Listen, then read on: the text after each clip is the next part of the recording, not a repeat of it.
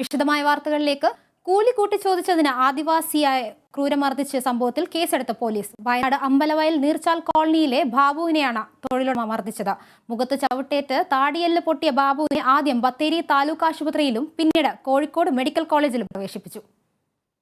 അമ്പലവയൽ മഞ്ഞപ്പാറ സ്വദേശി അനീഷിന്റെ വീട്ടിൽ ജോലിക്ക് പോയ ബാബുവിനാണ് കഴിഞ്ഞ ദിവസം ക്രൂരമർദ്ദനമേറ്റത്. കുരുമുളക് പറിച്ചതിന് കൂലിയായി 700 രൂപ ചോദിച്ചതിനാണ് മർദ്ദിച്ചതെന്ന് ബാബു പറഞ്ഞു.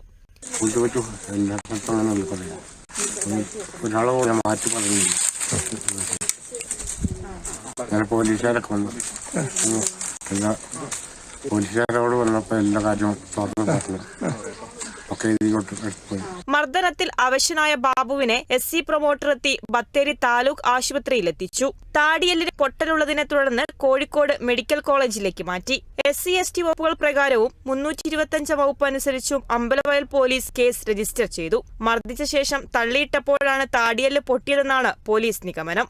Kerala vision news, Wayanad.